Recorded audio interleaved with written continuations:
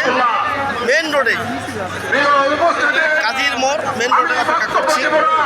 ওনাকে একটা দেখাতে হাজার হাজার মানুষের মধ্যে আমাদের প্রিয় সেই জনগণ আমাদের প্রিয় নেতাকে দেখতে এসেছেন এবং কাজ করতে জনসভা অনুষ্ঠিত হচ্ছে।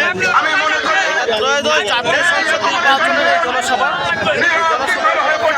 হতে পারে না।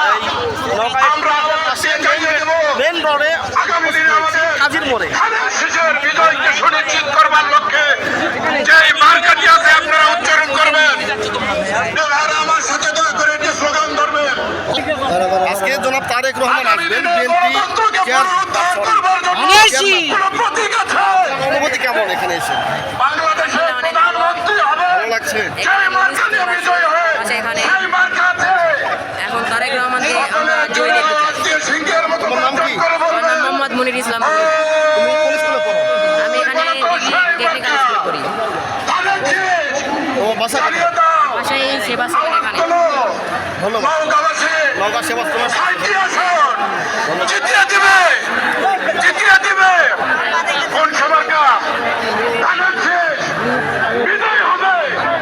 জোরে বলেন, সকলে হাত তুলে বেশি লোক এখানে দেশের প্রধানমন্ত্রী হিসেবে তোমাকে তারেক আরেক জায়গায় দেখতে আসছো।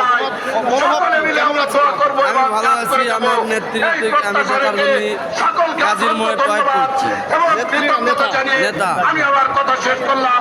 আল্লাহ হাফেজ। আমার হলো আমি মূল দলের সদস্য, ক্রিয়া সম্পাদক। সরকারি ইউনিয়ন বিএনপি আমাদের প্রিয় মূল দল। নেত্রী দেশনেত্রী বেগম খালেদা জিয়া অমর হোক এবং আগামী দিনের রাষ্ট্রনায়ক আমাদের প্রিয় নেতা জনাব তারেক রহমান জিন্দাবাদ।